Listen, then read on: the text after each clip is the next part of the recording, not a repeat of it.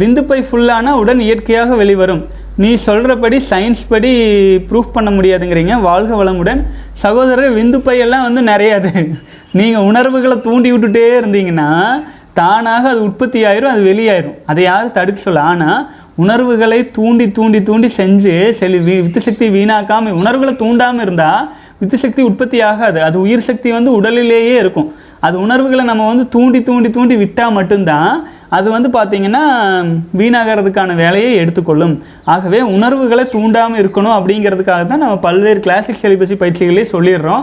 நம்ம மனதை ஸ்ட்ரைட்டாக வச்சுக்கணும், எண்ணங்களை ஸ்ட்ரைட்டாக வச்சுக்கணும்.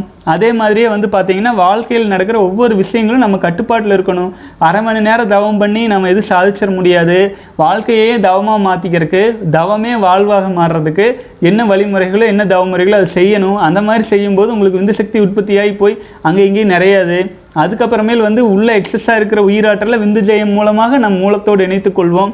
இது வந்து பார்த்திங்கன்னா முழுக்க முழுக்க சித்தர்களின் வழிமுறையில் வர்றது.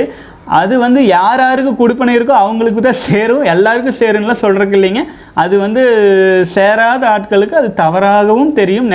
எனக்கு ஒரு சந்தேகம், தொடர்ந்து செலிபஸியில் இருந்து வந்தால் கல்யாணத்துக்கு பிறகு உடல் உறவில் ஈடுபட முடியுமா, விரப்புத்தன்மை செயல்படுமான்னு கேட்டிருக்கீங்க. சகோதரரை நீங்கள் பேங்க்கில் பணம் போட்டே வந்தீங்கன்னா அதை எடுத்து செலவு பண்ண முடியுமா முடியாதான்னு கேட்குறீங்க.